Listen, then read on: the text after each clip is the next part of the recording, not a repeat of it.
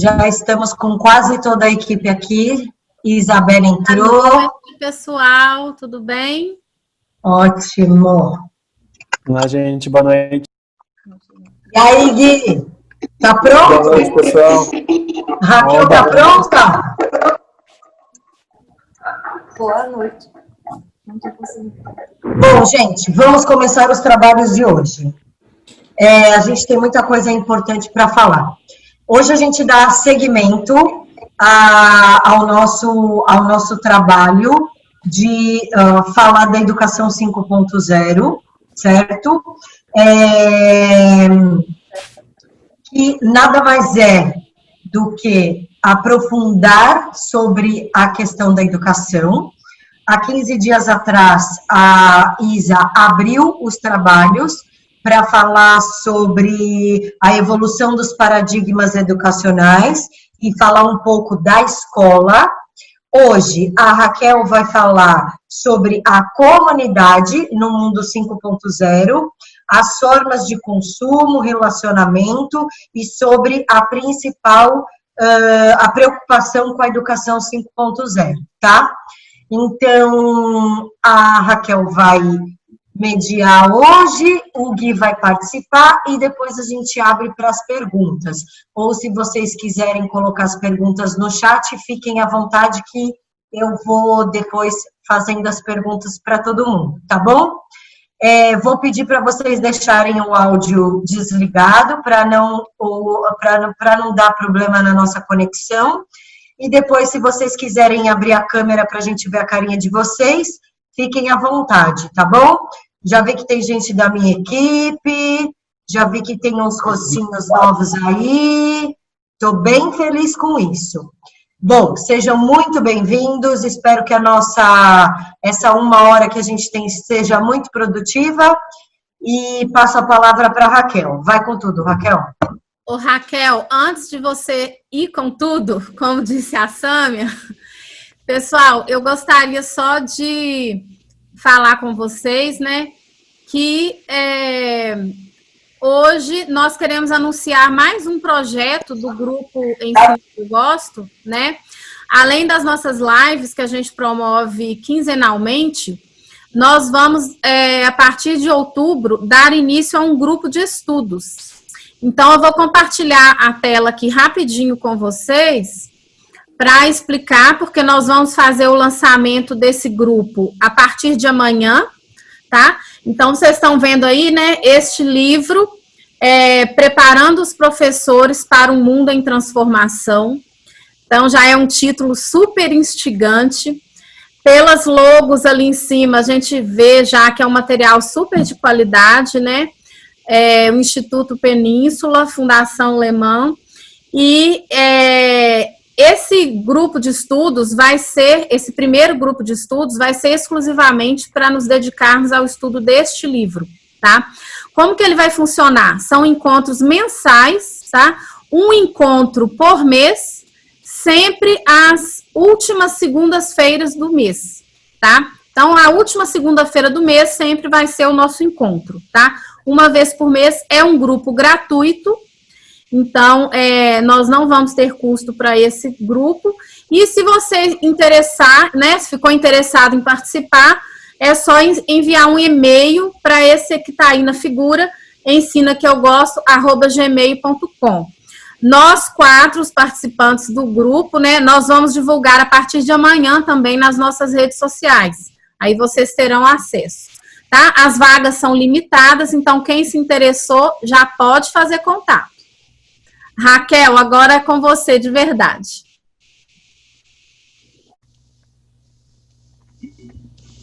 Boa noite. Vocês conseguem me ouvir? Tá dando um eco aí, Raquel.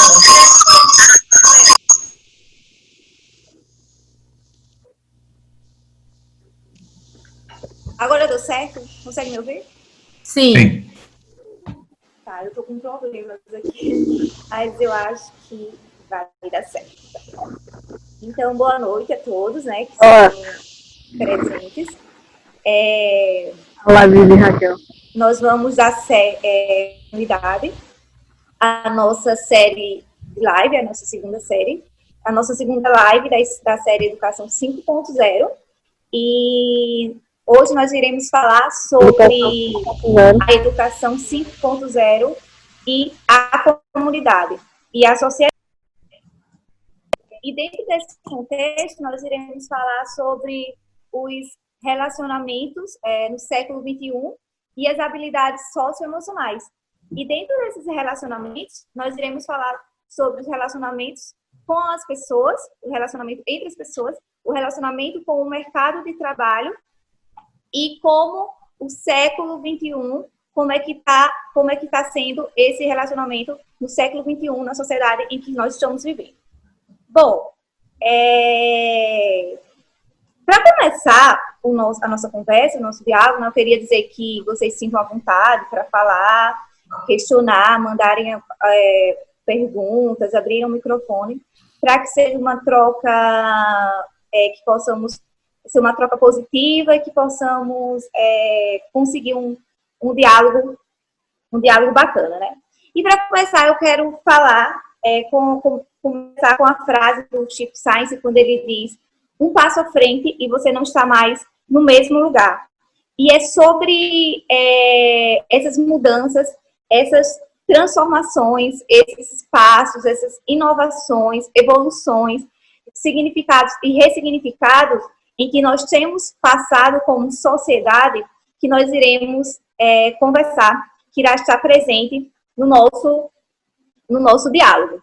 Então, na live passada,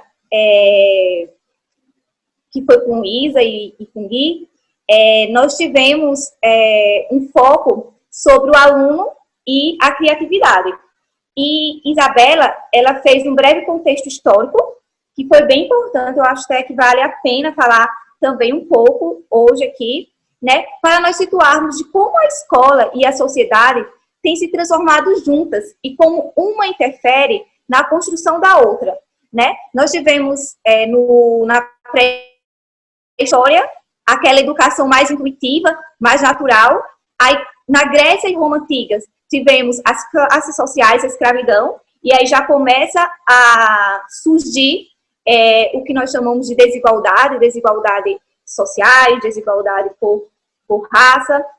Tivemos na modernidade revoluções importantíssimas para a sociedade, né? Tivemos o Iluminismo, a Revolução Francesa, a Revolução Industrial, Era da Informação, e onde se viu acontecer várias transformações. E bem marcadas são as transformações na área do trabalho. E tivemos a indústria 4.0 e a educação 4.0 na modernidade. E hoje nós já estamos falando, no século XXI, de educação 5.0. Nós já estamos aqui na atualidade falando de educação 5.0, que é essa educação que tanto tem sido falada, tanto tem sido estudada por estudiosos, por educadores. Bom, eu costumo falar da educação 5.0 como uma educação contextualizada. Uma educação que ela vem, né? Ela não está acontecendo apenas agora. Ela já vem sendo estudada por muitas pessoas. O próprio Paulo Freire vem falando dessa educação contextualizada. Raquel, liga seu microfone, por favor. Que ele desativou aí. Já. Beleza. Então, a educação 5.0 é essa educação contextualizada, essa educação de inovação, de hiperconexão, uma educação que chamamos de futurista, porque ela traz essa proposta do aluno como protagonista, né? Como protagonista da sua própria vida. E quando eu me falo o aluno como protagonista, como protagonismo, eu não estou falando apenas das questões conteudistas em matérias, mas protagonista em seu emocional. Um aluno que seja capaz de escolher, um aluno que seja capaz de filtrar informações, um aluno que seja capaz de conviver socialmente e emocionalmente na sociedade em que nós estamos. Então, é uma sociedade voltada para a sociedade da informação. Nós temos o grupo escolar como o grupo mais frequentado, o segundo grupo mais frequentado pelo ser humano, depois da nossa casa, né? Então, nós já percebemos o quanto é importante uma educação que se preocupe com essas questões reais, sociais, culturais, tecnológicas, e que possa fazer, de fato, essa transformação. Bom, então, e uma das preocupações da educação 5.0 é como estão os relacionamentos dos sujeitos no século XXI, com os novos processos de trabalho, com as pessoas e suas pluralidades, com o emocional, como que a educação ela está ensinando os alunos a gerenciar pensamentos e proteger como a escola ela tem trabalhado para viver dentro de uma sociedade que é tão rápida, tão efêmera, onde as coisas elas estão acontecendo a todo tempo e com muita velocidade. Então, pensando o modo que está a sociedade, que se pensa o modo de fazer educação. Então, nós temos também o poeta Olavo Bilac, em seus poemas, já no século passado, no século XX, ele já chamava a atenção para a rapidez das coisas e de como o ser humano ele tem vivido isso de forma tão rápida, tão elaborada e tão rápida. E para falar mais nesse assunto, nós temos o sociólogo Bauman, né, que ele usava o termo modernidade líquida para falar sobre a sociedade e sua liquidez. Ele se refere a esse momento da história em que vivemos como um tempo líquido, porque tudo muda rapidamente. Parece que nada é feito para durar, nada é sólido. Então, aí, com isso, nós já temos um impacto, né? Temos um impacto que nós precisamos de uma educação que invista em práticas e competências socioemocionais para ir de encontro, né? Essa sociedade tão efêmera, tão rica.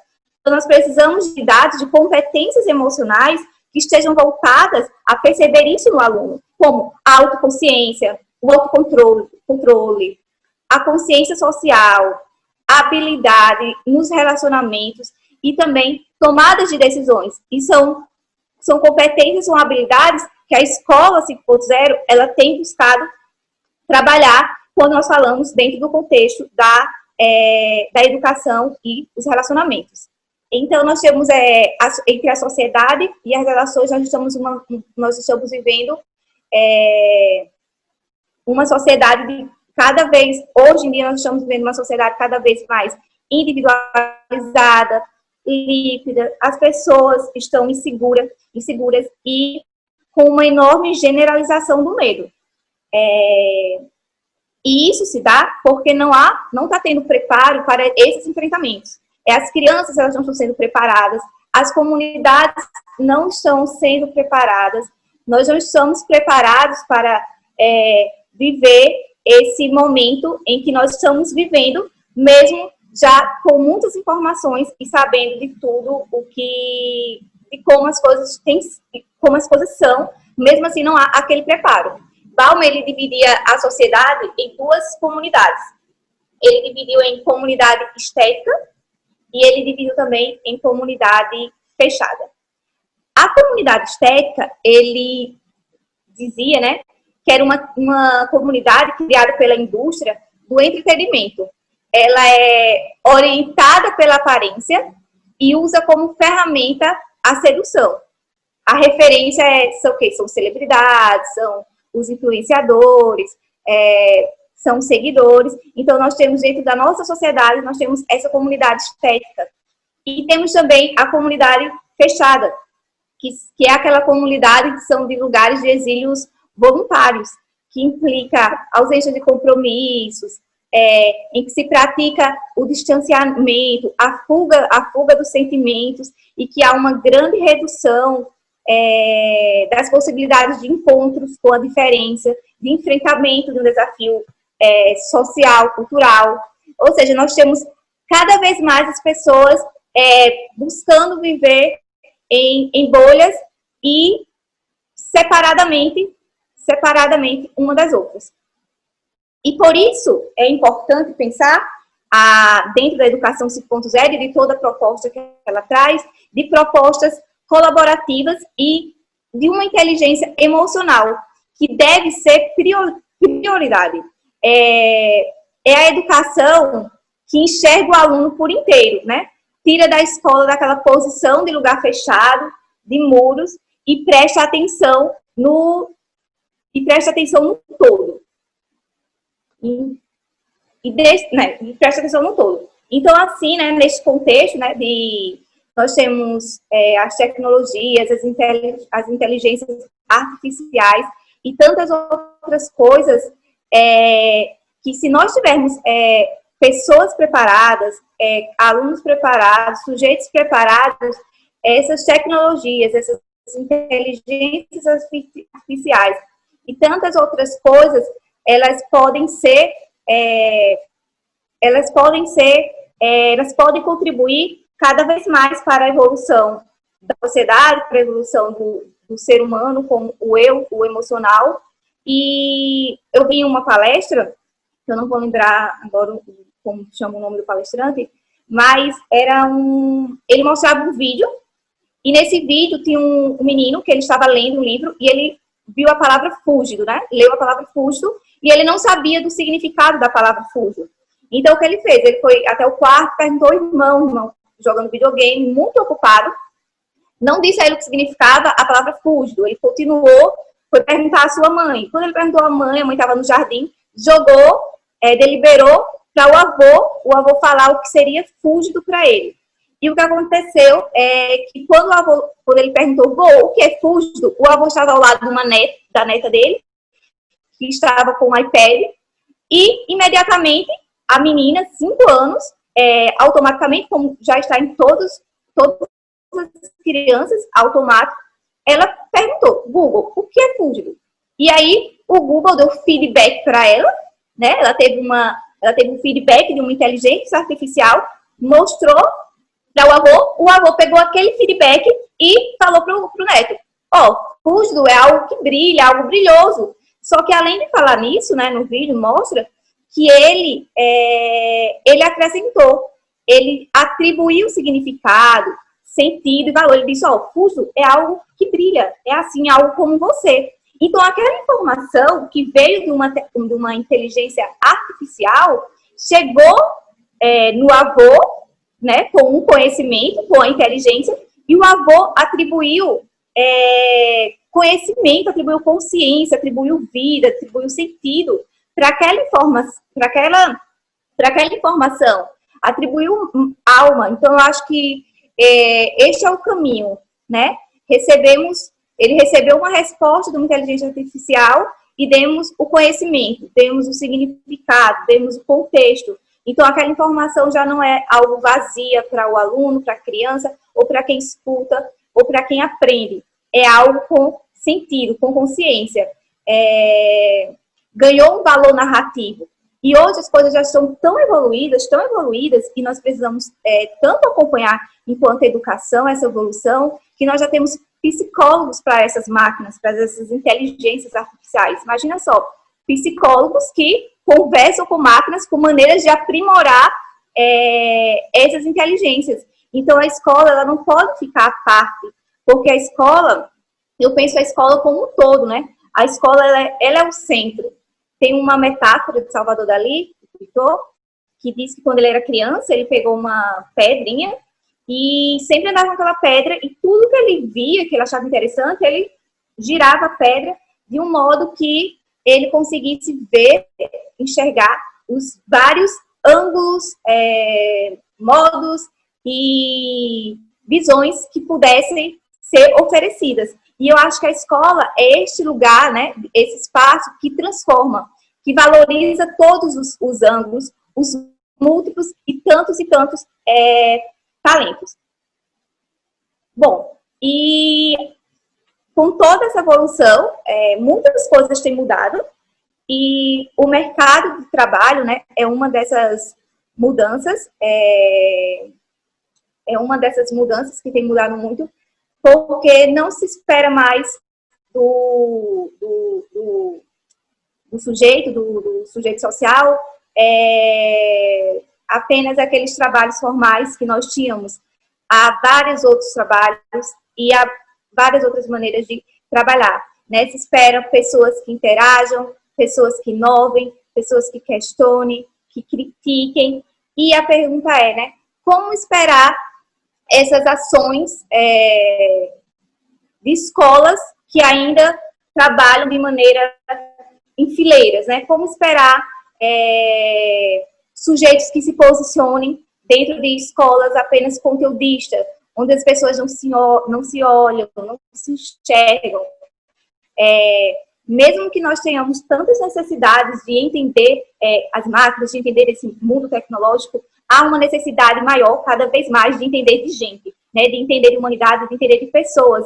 Então estamos em uma sociedade que precisamos que nos expressemos desta forma. Mas há o medo de ser vulnerável, e a escola 5.0, a educação 5.0 e todas as propostas, elas pensam nisso, né? Elas pensam nesse currículo elaborativo, esse currículo, essas propostas e habilidades socioemocionais que ajudem o aluno a encarar essas situações diferentes que vai surgindo em seu caminho, em várias ocasiões, e isso é a inteligência que se espera, né? Quando o que o aluno sabe fazer em determinada situação, como ele se coloca no mundo, como ele enxerga o outro, como ele consegue se enxergar. E para dar continuidade, né, ao nosso diálogo, Guilherme, que é o nosso convidado, ele conversará um pouco conosco sobre o relatório do Fórum Econômico e as habilidades. Então, Guilherme, a palavra. Olá, boa noite a todos. Obrigado, Raquel. Boa noite. Muito produtiva a conversa. Oi, Isa. Oi, Sâmia. Muito produtiva a conversa. Adorei, inclusive, a trajetória, né? Inclusive, essa realidade na qual estamos hoje, que diz respeito a relacionamentos, que diz respeito à parte mais socioemocional. Eu gosto muito do link que faz, do vínculo que tem e da sequência entre a fala da Isa na primeira interação e da Raquel agora, especialmente falando que a educação 5.0 traz esse elemento social e também agora o impacto desse elemento social de fato, né? E quando a gente fala de elemento social propriamente dito, da participação, da criança, da família, da comunidade, eu realmente quero trazer para vocês algumas visões, algumas percepções que nós temos aqui no que diz respeito a habilidades, a competências, especialmente pensando no que desenvolver para essas crianças neste tempo difícil em que vivemos. Não só a pandemia em si, mas principalmente o século XXI, né? Muitas mudanças, era da informação, e tudo isso acontece muito rápido, e o que a gente faz, como a gente faz. Tomei a liberdade de compartilhar minha tela, então exatamente aqui vocês já devem ver um retrato, uma imagem do que a gente chama de um estudo chamado O Futuro dos Empregos, e esse Futuro dos Empregos é um dos estudos que o Fórum Econômico Mundial faz. O Fórum Econômico Mundial, acho que vocês já ouviram falar, o presidente do Brasil, inclusive, fez no início desse ano um discurso em Davos, onde foi a abertura desse fórum, e esse fórum, ele olha para muitas coisas, especialmente econômicas, sociopolíticas, e olha também para a educação. E quando olha para a educação, esse olhar que o fórum traz para a educação, inclusive, né, para só resgatar na memória de quem ainda não se lembrou do Fórum Econômico Mundial, uma pessoa que é muito influente nesse fórum é a Greta. A Greta é aquela ativista que cuida do meio ambiente, que promoveu um movimento global, e lá ela faz os discursos dela, inclusive, com relação a isso. É um dos locais, né, que ela faz o discurso. E um dos itens que surgiu do Fórum Econômico Mundial, que a gente gosta muito de olhar, é justamente o futuro dos empregos. Esse estudo, ele analisa mais de 60 países, mais de 5 mil empresas, mais de 80 mil pessoas, para responder uma única pergunta. O que eu faço e como eu desenvolvo e quais habilidades eu desenvolvo nessas crianças do século XXI? perguntando para o mercado de trabalho, perguntando para a comunidade, perguntando para os sistemas de educação desses países. E a discussão gira muito em torno de algumas habilidades específicas, então não é como se fosse muita novidade para vocês o que aparece aqui, mas o que a gente pode observar é que tem 2 anos aqui, o ano de 2015 e o ano de 2020, e a lógica desse estudo que é feito do futuro dos empregos acontece sempre a cada 5 anos. Então, no ano de 2010, previu-se o ano de 2015, quais habilidades a gente deveria trabalhar por ali, e no ano de 2015 previu-se, então, o ano de 2020. E o ano de 2020 era muito engraçado fazer essa apresentação no ano passado, porque a gente falava, no ano que vem, no futuro, mas não, hoje a gente vive isso, e hoje a gente se depara com estes desafios. Um exercício que eu queria trazer aqui, até uma provocação, antes de eu me estender um pouco, falando sobre as habilidades e tudo mais, eu queria usar um pouco do chat. Aí, Samia, se eu puder pedir a tua ajuda para isso, quem puder comentar no chat aqui as observações com relação a essas mudanças de 2015 para 2020, super agradeço. E a pergunta é, que tipo de habilidade... Você alguma coisa, Gui? É isso? Não, é só ler ali se o pessoal escreveu alguma coisa, que desafio que o pessoal... Tá bom. Obrigado por esclarecer, inclusive. Então, para o pessoal que está aqui, o desafio, que tipo de observação, que tipo de situação nessa mudança de 2015 para 2020 chama a atenção de vocês? Tem alguma habilidade específica que vocês queiram comentar? Tem alguma coisa que vocês trazem ali que vocês pensam que, nossa, realmente isso daqui precisa se desenvolver porque a gente vê isso na nossa escola ou na nossa comunidade? Olha só, a Isabela comentou aqui da criatividade. Criatividade, inclusive, elemento habilidade esta, que estava em 10ª posição em 2015, e em 2020 subiu um pouquinho ali na expectativa da comunidade, do mercado de trabalho para 3º. Gostei bastante. O que mais vocês querem mencionar aqui? Negociação. Olha que legal. Negociação estava ali na 5ª posição, e acabou indo para a 9ª posição em 2020. Negociação é uma habilidade super importante, inclusive as crianças negociam com a gente todos os dias, toda hora, né?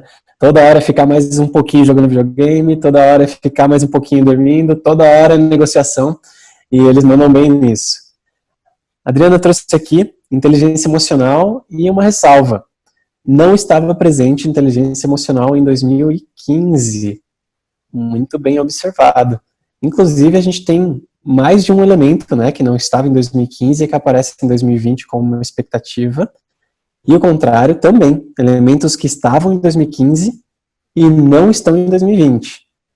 Olha só, a Ingrid trouxe aqui que pensamento crítico também subiu 2 posições. A escutativa sumiu, Elise. Verdade. Escutativa é uma prática que a gente reforça muito. E aí, essa é uma observação importante. Não é porque ela não está nas 10 principais que ela não é importante. Aí, uma nota legal de rodapé. Controle de qualidade não aparece em 2020. A Samia trouxe. O Thiago mencionou que a resolução de problemas complexos continua em primeiro lugar. Muito legal. E a provocação maior agora para vocês. Eu vou trazer a atenção para um elemento específico, que a Samia trouxe, inclusive, que é o controle de qualidade, que estava de fato ali como 6ª posição, 6ª habilidade mais esperada em 2015, em 2020 já não aparece mais. E a provocação é, vou até digitar no chat, por qual motivo será que o controle de qualidade não está mais presente em 2020? Será que o controle de qualidade deixou de ser importante? Será que não é mais uma coisa que a gente deva se preocupar?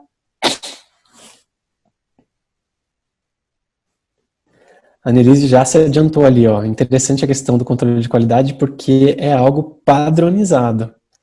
Gosto desse jeito de pensar, vou guardar essa informação numa caixinha aqui, já trago ela. E aí, o que mais vocês acham que pode influenciar? Será que tem algum fator social? Será que... Olha, a Ingrid trouxe o aumento da concorrência.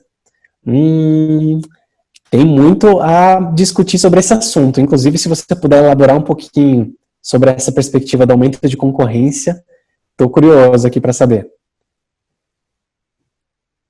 Controle de qualidade não é definido para todos os âmbitos. Vamos ver, tem algo a ver com o pensamento das startups? Tipo, fazer com mais flexibilidade, depois aprimorar se der certo. Boa análise, inclusive, Isa. Pode ser feito por máquinas ou programa de computador. Nossa, a fala do Thiago junto com a fala da Annelise lá em cima tá chegando perto, tá ficando bem quente aqui, essa discussão. Olha só, tem 1 milhão de variáveis, tem 1 milhão de motivos pelo qual esse movimento acontece. Muitos. Mas um dos elementos e uma das variáveis pela qual a gente gosta de olhar quando a gente analisa esse relatório, inclusive esse ano de 2020 deve sair a expectativa de 2025, né? Então a gente está super ansioso aqui para saber como é que vai ser esse novo relatório. Mas tem muitas variáveis pela qual o controle de qualidade realmente não aparece. Uma delas tem relação imediata com a educação 5.0, com a comunidade, como bem trouxe a Raquel na fala dela, e com o comportamento que essa comunidade nova tem. Que comportamentos são esses? Alguém se lembra da última vez que usou uma caneta Bic ou qualquer outra caneta que tinha um formato perfeito para rebobinar uma fita cassete? Em casa, a gente tinha uma caneta só para isso. Ela era a caneta de rebobinar. Então, olha só que curioso, né? Boa parte da geração, acho que eu posso dizer, a Y ali, teve uma infância regrada a filmes da Disney, e era muito comum ter fitas cassetes do filme da Disney. Fazendo ali quase que um fast forward, né, avançando no tempo ali, como que a gente consome filmes hoje? Acho que não precisa se esforçar muito para lembrar de Netflix, de Amazon Prime, de, enfim, TV a cabo, né, que já existe há um tempo, mas que inclusive perdeu relevância, né, nesses últimos anos em que as mídias digitais em formato de streaming ganharam força. Esse é um dos exemplos de comportamento. Que outros comportamentos será que a gente mudou nesse meio tempo? Eu vou dar um exemplo pessoal. A gente tem em São Paulo o Museu da Pinacoteca do Estado. Na Pinacoteca do Estado tem uma seção de obras de arte, que são estátuas, quadros, mas é uma seção que tem várias obras, e nessas obras, o que o time da Pinacoteca fez foi instalar um sistema de inteligência artificial em cada uma das obras. E o que eles fizeram? Ensinaram a obra de arte a responder perguntas. Ou seja, tem um dos quadros lá, que eu me lembro, que é de Tarsila do Amaral. Você vai até o quadro, você coloca um fone de ouvido e você pergunta para a obra qualquer coisa sobre a obra. E o mais legal é que a obra responde aquilo que você perguntou. E quando ela não responde, ela fala, olha, eu ainda não sei essa resposta, mas eu vou aprender. E aí, você volta depois lá e ela aprendeu a resposta, né? Então, é muito louco quando você tem a oportunidade de interagir com uma obra de arte. E aí, esse tipo de iniciativa está evoluindo para um museu de cera, por exemplo. Então, lá tem várias personalidades, né? Imagina se a gente puder perguntar coisas para Albert Einstein. Então, como é que foi descobrir a teoria da relatividade? Ou Newton, como que você se sentiu depois que você descobriu ali, por meio de um evento, de uma macieira, ou a gravidade, né? Que tipo de estalo que deu? E a obra de arte ou o museu de cera te responder. Então, as tecnologias estão proporcionando a nós momentos e vivências diferentes. E exemplos mais próximos da gente que podem ser ditos aqui é o Uber, por exemplo. Então, é muito curioso você falar para uma criança e explicar para ela, aliás, perguntar para ela, como é que a gente pede táxi, vocês sabem? Se você falar que antes você pedia táxi assim, e você não pode falar táxi, né, porque elas não entendem. Se você falar que antes você pedia Uber assim, elas vão falar, meu, que mundo é esse que vocês viviam, né? Você parava na rua e acenava? É isso mesmo, parece doido pensar hoje, né, que a gente fazia isso, mas sim, a gente parava na rua e acenava, e o carro que estivesse disponível parava. Ah, mas e se tivesse gente? Como é que você sabia? Eu não sabia, né? Não tinha como saber, era quase que um golpe de sorte ali com relação a pedir o táxi. E assim funciona com o Spotify também, nas mídias digitais relacionadas a músicas e por aí vai. E quando a gente vai para o mercado de trabalho, que é o foco que eu quero dar agora, a gente vai para uma outra análise. Esse mecanismo de inteligência artificial que existe na Pinacoteca do Estado tem um nome. Essa tecnologia da IBM chamada Watson. E o Watson nada mais é do que um mecanismo de inteligência artificial que consegue criar relacionamentos por ali. Aí, como funciona o Watson no mercado de trabalho? Eu estava conversando no ano passado com um grupo de advogados e eu estava perguntando para eles quanto tempo, em média, eles demoram para analisar um caso de pequenas causas. Muito discutiu-se ali, né, sobre o tempo médio, enfim, depende do caso, depende de muitas coisas, mas a gente chegou num denominador comum. Mais ou menos 7 dias para ler o caso inteiro, montar a defesa e acionar o cliente para a gente conseguir realmente validar tudo o que acontece. Se a gente está falando de 7 dias para ler documentos, para montar defesas, etc., como que entra a tecnologia nesse processo? Estão testando no Brasil, no sistema de defesa aqui do Brasil, o Watson. O Watson, no lugar de 7 dias, demora incríveis 2 minutos para ler um caso inteiro e montar uma defesa. A questão que se levanta agora é, mas a defesa que o Watson monta não é efetiva, né? Não pode ser. E aí, a taxa de assertividade do Watson, quando monta as defesas, é de 92%. O que isso quer dizer? O Watson está acima da média dos advogados do Brasil quando ele monta uma defesa. Qual é o problema do Watson? Porque parece maravilhoso, né? Nossa, ele lê tudo rapidinho, monta defesa, não é possível, é bom demais para ser verdade. E é mesmo bom demais para ser verdade, porque o problema é que o Watson é uma máquina. A máquina não consegue ainda ter empatia. E por não ter empatia, é literal o que o Watson constrói. O que isso quer dizer?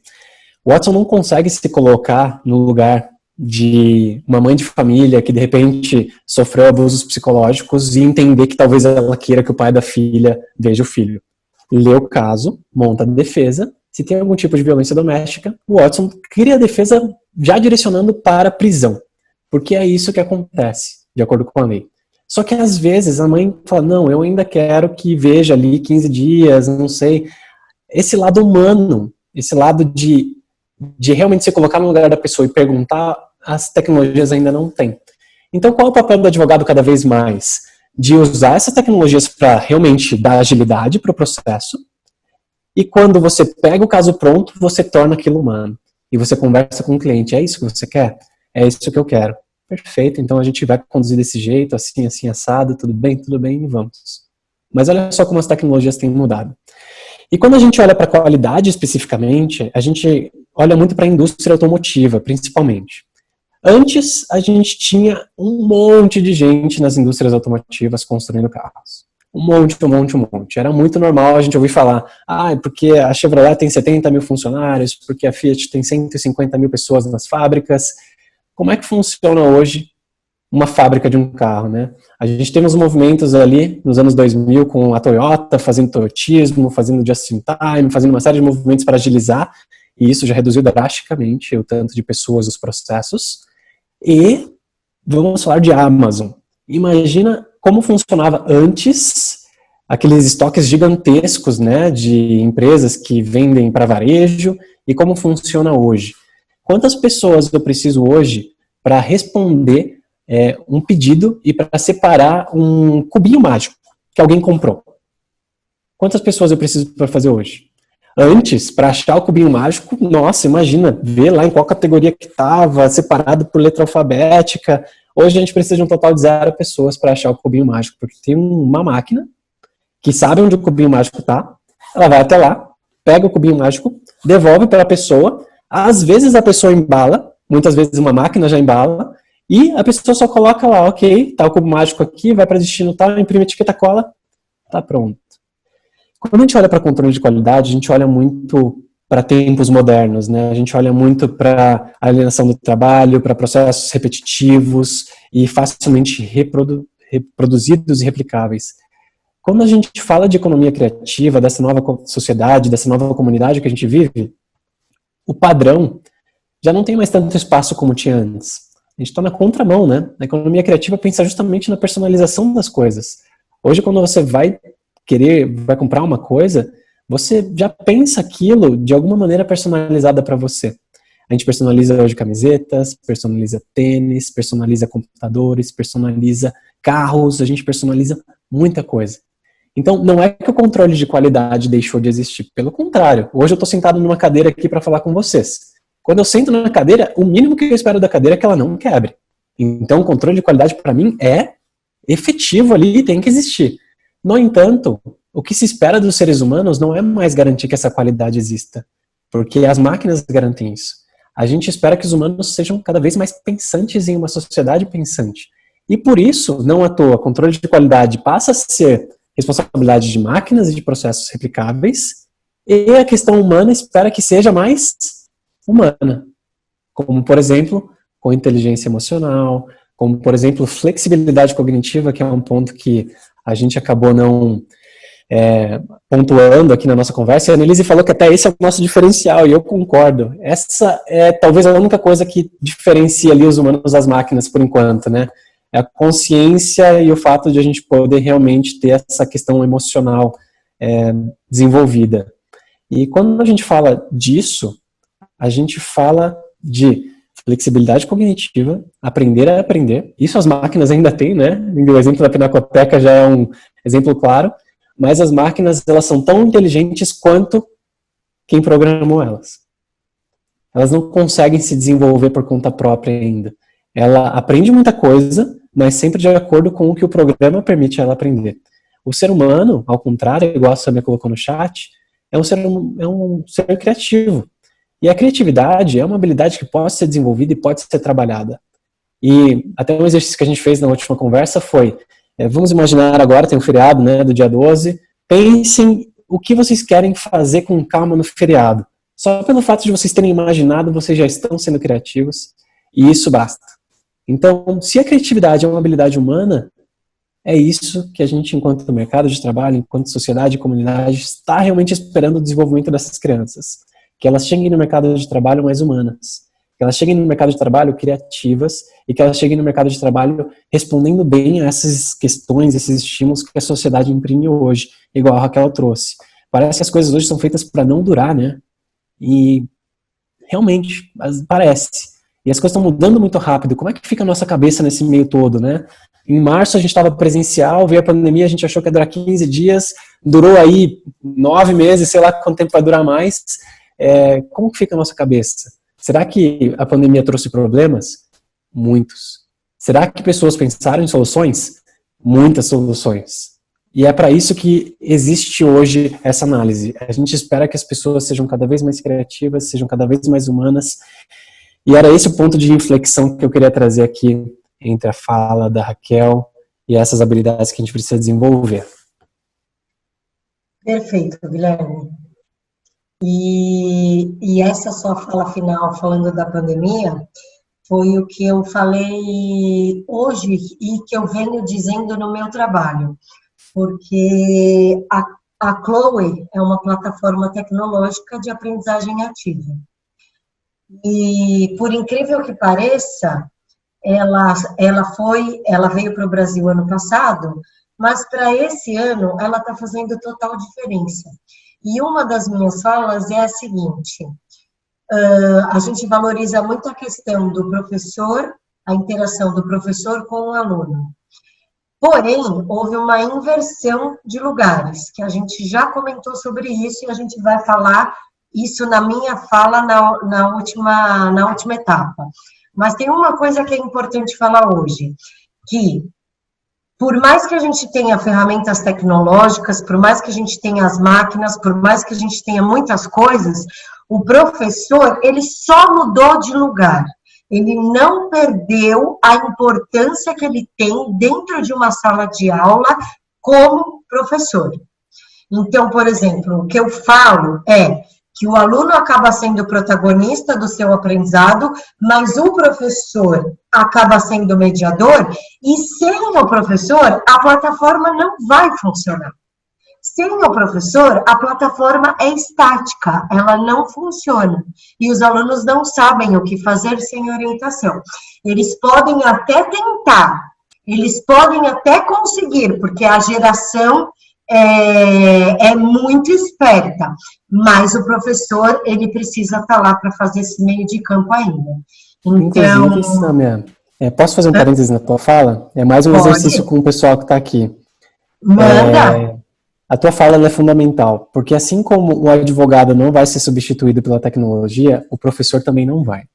E aí, olha só que legal. Essa dúvida de, nossa, será que as tecnologias, as máquinas vão substituir a gente? Fizeram um site só para isso. Que o site será que os robôs vão roubar o nosso emprego? E aí eu queria que vocês digitassem aqui empregos que vocês acham que os robôs vão roubar. Para a gente testar aqui e ver qual que é então, já resultado. tem uma pesquisa, não tem? De profissões que não vão existir. Olha lá, mecânico, que a Annelise escreveu, caixa de banco, eu concordo. Agora eu não vou conseguir pensar sobre pressão. Vamos ver aqui, caixa de banco. Taxista. Ó, cadê? Caixa de banco aqui, vamos ver se a gente encontra. Ó, vamos ver aqui, os caixas de banco.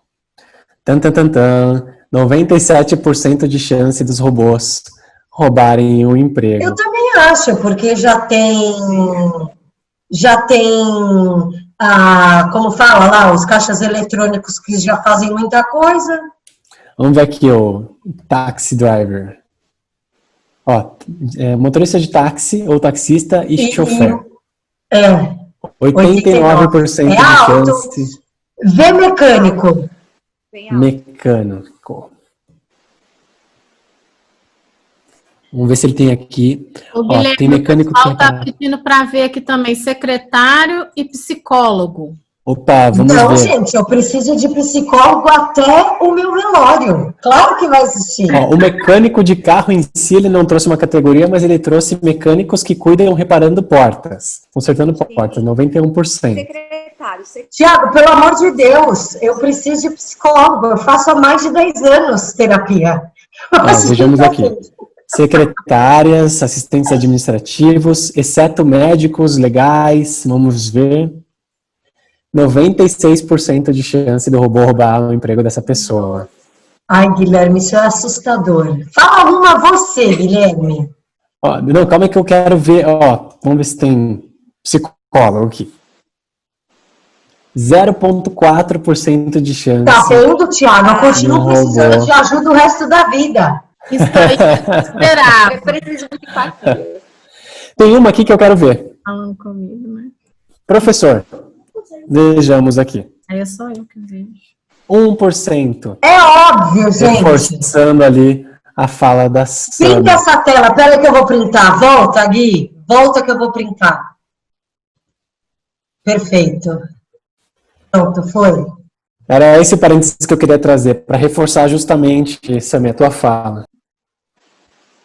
E isso dá muito mais assunto para os próximos encontros, porque o próximo é o Cadu que vai falar da gestão escolar, não menos importante, porque neste momento, e a Isa pode falar e pode me ajudar com a fala, e o Cadu que vai falar sobre isso.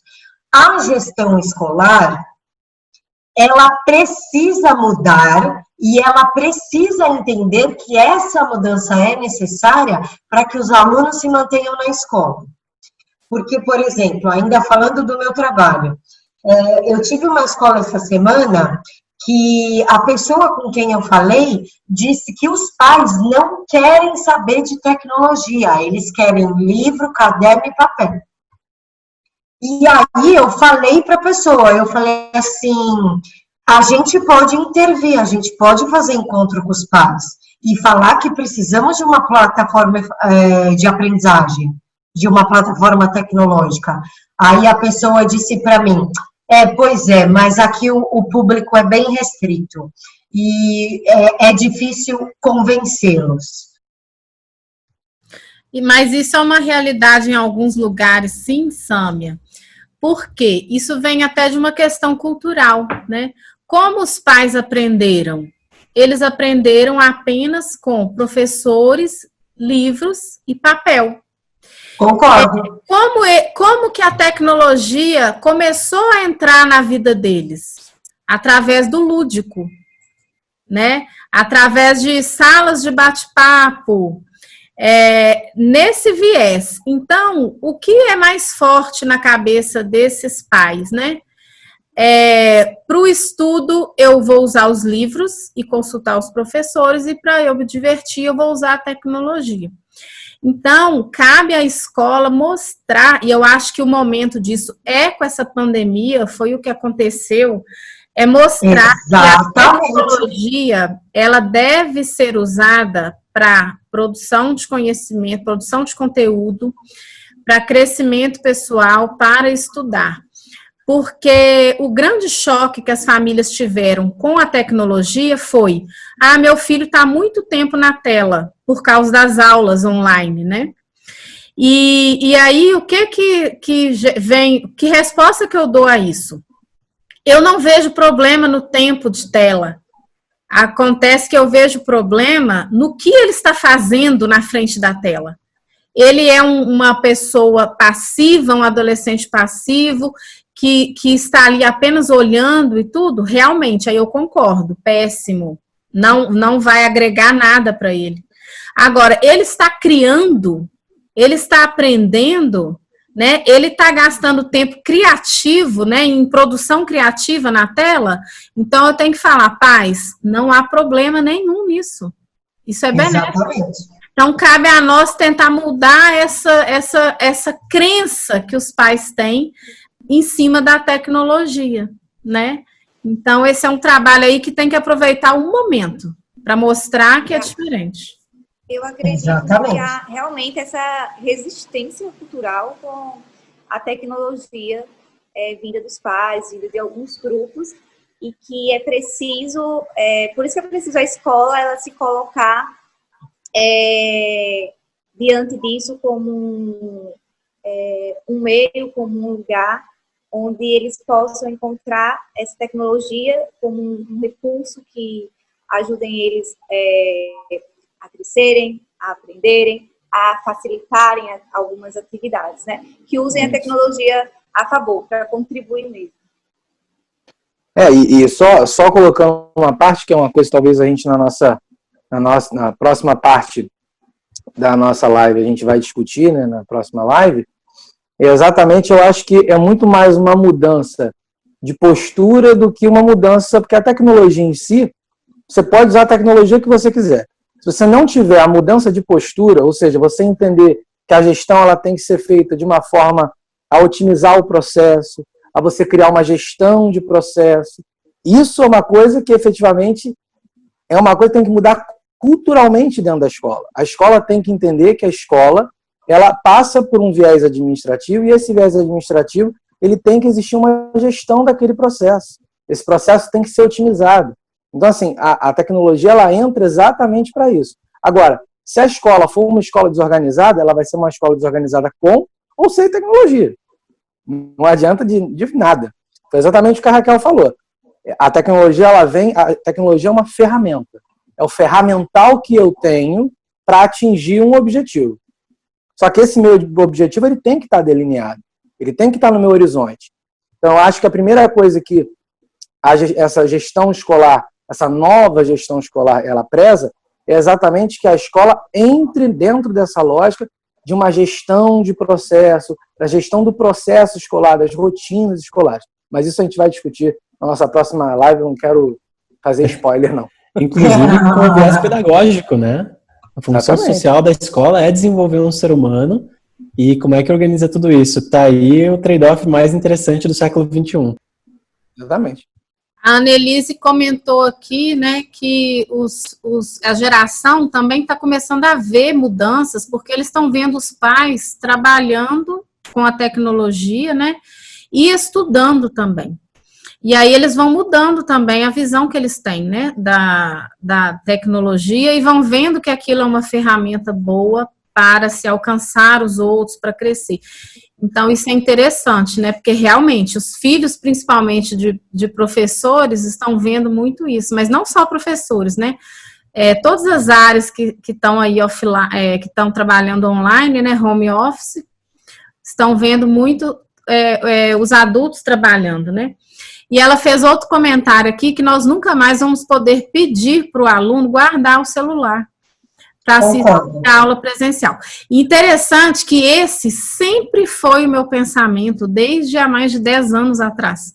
Quando o celular começou a ser problema na escola, e as pessoas falavam, tem que proibir. Inclusive, tinha escola que tinha escaninho de celular para você guardar para poder entrar na escola. E eu sempre fui contra aquele pensamento. Eu falava, gente, o que nós temos que fazer é ensinar a usar. Pôr no silencioso, na hora que não é conveniente que toque, e etc. E assim, isso era uma polêmica, né? Era uma polêmica e é até hoje, na verdade, né? Inclusive, tem umas charges aí rolando na internet, escrito assim, bem-vindo à escola, desligue o celular. E agora, a frase seria a seguinte, né? O Wi-Fi está liberado para todos. Tipo isso. Agora sim, você está na escola, não esqueça o celular. Quer dizer, exatamente. É essencial. Então, a questão... Esta coisa do proibido, Isa, que você está falando, isso não pode acontecer para o ano que vem. Porque a partir do momento que as crianças voltarem à convivência dentro da escola, o celular ele vai continuar sendo ferramenta de trabalho. E é exatamente o que você falou. Coloque no silencioso, pode usar o celular para pesquisa, troque o WhatsApp. Quer trocar cola? Troca, gente, não tem problema. O máximo que vai acontecer é a cola tá errada. E, tá tudo bem. Entendeu? É uma questão que as escolas têm que se preocupar, Sami, agora é como resolver os problemas, não em proibir. Por exemplo, um problema que o Wi-Fi tem que ser liberado na escola? Na minha opinião, sim. Tem que ter Wi-Fi liberado. Agora, é perigoso porque o aluno, na hora da aula, pode acessar um site pornográfico ou pode tirar uma foto e mandar não sei onde, pôr nas redes, em horário de escola. Então, qual é o nosso papel? O lugar mais indicado para educar um ser humano, né, para viver em sociedade, tudo, é a família e a escola. Exatamente. Né? É família, escola e igrejas, né? São os lugares mais então tem que deixar. E ambos precisam estar conectados e alinhados no mesmo pensamento, senão não vai. Exatamente. Por isso que as famílias buscam escolhas de escola com seus ideais, ou escolas com algum tipo de religião, ou com alguma que tem alguma religião, porque é importante para a família que a criança cresça, né, com o ensino religioso. Hoje me perguntaram se a plataforma tinha ensino religioso. Aí eu disse que não, mas a gente tinha expedições que eram voltadas para alguns temas que a escola, depende da linha que ela segue, ela pode aceitar ou não.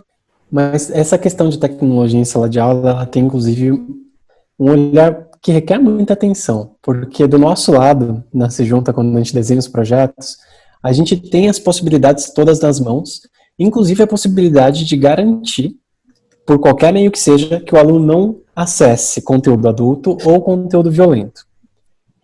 Só que, será que é assim que a gente educa crianças? Restringindo? E aí, é essa questão que a gente levanta com as escolas. A gente pode restringir o que for, não tem problema. Mas é assim que ela vai aprender? Ou assim ela só vai ser privada de uma oportunidade de aprendizado, né? Não estou defendendo o acesso a esse tipo de conteúdo. Pelo contrário, estou defendendo aqui o processo de educação e construção do conhecimento da criança. É uma inquietação, sim. Esse é um grande ponto mesmo que a gente tem que discutir, porque assim, né, o certo é proibir. Eu acho que se a gente pensar na própria organização social, tem certas coisas que têm que ser proibidas, porque senão a sociedade perde as regras, né? Porque regras são o quê? Regras são restrições, né? Restrições, e se você sai da regra, você perde a sua liberdade, né? Então, é questões que a gente tem que discutir mesmo. Então, você vai restringir, até certa idade, você restringe, sim, sites, você restringe uma coisa. A partir de certa idade, não. E essa restrição, ela vai muito mais por você se preocupar em preservar ali a saúde emocional do seu filho, que pode ver uma cena, por exemplo, traumatizante ou algo que vá prejudicar, é muito mais em termos de preservar a saúde mental, né, do que simplesmente proibir por proibir. Porque depois de uma certa idade, não tem mais o que proibir, gente. É o que você formou, ajudou a formar. Tanto pais como professores, o que você formou na criança, o que você ajudou a formar no adolescente, no seu filho, no seu aluno, depois as escolhas são dele. Queiramos nós ou não, as escolhas são dele. E ele vai fazer as escolhas pautado no que ele foi orientado ali, né? Tá aí nossa responsabilidade. Que serve as intervenções, né? Eu acho que a gente tem que convidar o Guilherme novamente para uma próxima etapa das lives, tá? Só para avisar. Se prepara, Guilherme. Para essa parte das inquietações. Eliana, eu estou te vendo. Você estava na primeira live. Adorei que você voltou, ó. Obrigada, viu? Fofa. Pessoal, podemos encerrar? Ou temos mais algum questionamento? A Annelise super contribuiu aqui, dizendo que nas aulas online... que as crianças estão fazendo figurinhas dos professores e eles mostram ainda o que eles estão fazendo. E aí hoje ela disse que hoje na aula que o Meet deixa bloquear o chat. E aí ela ficou pensando o seguinte: vou calar o meu aluno ou vou ensiná-lo a digitar na hora certa? É o que você já sabe, Annelise, a gente nem precisa te responder. E falando nesse negócio de foto, me chamou a atenção hoje que, né, além de tudo que eu faço, eu também dou aula, né? E aí, hoje, eu tive meu aluno no Zoom, e ele fez assim: Sâmia, eu preciso te mostrar uma coisa. Eu falei: o que foi? O que você tem que me mostrar? Aí ele pega o celular dele e ele mostra que ele printou ele participando da aula, nesses quadradinhos que nós estamos, participando. Que aí o que ele fez? Ele fechou a tela dele para deixar a imagem que ele está participando. Alguém tinha pensado nisso? Eu não pensei. Mas eu já sou velha, então tudo bem. Eu não sou tecnológica como este meu aluno de 10 anos. Eu falei: não acredito que você fez isso. Ele: fiz e já estou usando. Eu falei: mas você adora participar das aulas? Você fala que a professora multa você na aula? Aí ele pegou e falou assim: estou cansado, vou deixar minha imagem lá aberta. A professora só não pode perguntar nada para ele, né? Você responde o que para ele? Não posso responder nada. Ele faz eu ficar quieta, porque eu fico sem reação. Eu falo: gente, o que eu faço com essa criança? O que eu faço? Eu preciso de ajuda, de orientação. E não é proibição que vai resolver, né? Então, tem mais uma coisa que eu queria contar. Quem me segue no Educacionando vai ver. Semana passada, eu estava na casa de uma família, que aí tem, né, os remotos e os presenciais, e aí eles se reuniram dentro do condomínio. E aí eu fiz assim: gente, eu vou ficar um pouco com essas crianças, eu preciso ver essas crianças brincando. E aí tinha criança de 6 a 12 anos, todas brincando juntas. A de 12 não quis apostar corrida, que eu fiz o desafio de apostar corrida. Aí me veio o de 6 ou 5, fez assim para a menina, porque eu fiquei: vai, fulaninha, vai lá brincar, vamos apostar corrida só uma vez, vai ser divertido, tal. Aí o fulaninho de 5 anos, 6, fez assim para ela, de 12. Você está perdendo uma fase muito importante da sua vida. Daqui a um tempo, você vai se arrepender de não ter brincado com a gente. Sabe o que eu fiz? Comecei a rir.